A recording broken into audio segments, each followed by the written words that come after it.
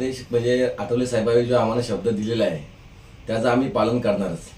आणि प्रशांतदादा ठाकूर आणि महेशजी बालदी साहेब यांचा उरणमध्ये महेशजी बालदी साहेब आहेत त्यावेळी स्वतः विकासाचा हा पुस्तक छापला आहे, कारण की त्यांची विकास कामांवरती लोक बघूनच काम मतदान करणार आहेत।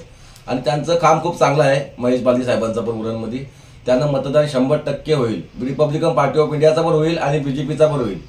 आपण अनेक वेळा पाहतो का अनेक ठिकाणी मतदानाचा टक्का हा कमी असतो आणि त्याच्यामुळे कमी मताधिक्याने काही उमेदवार निवडून येतात, पण पनवेलमध्ये कशा प्रकारचं मतदान आपल्याला अपेक्षित आहे जेणेकरून जास्तीचं लीड आपण प्राप्त करू शकतो?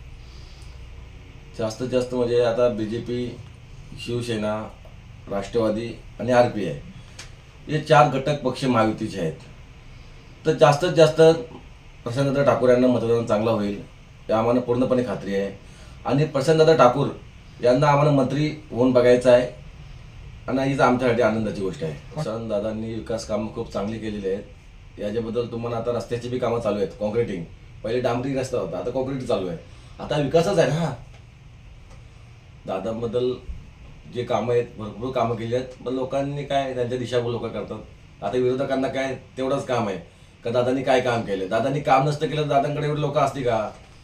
अनेक समाज बांधवांनी मेळावे घेत प्रशांतदादांना पाठबळ दर्शवलेले, कशा प्रकारचं आत्मविश्वास घटक पक्षांना आहे का प्रशांतदादा कशा प्रकारचं लीड ते प्राप्त करतील? आम्हाला पूर्ण खात्री आहे का प्रशांतदादा ठाकूर जास्तीत जास्त लीड घेतील।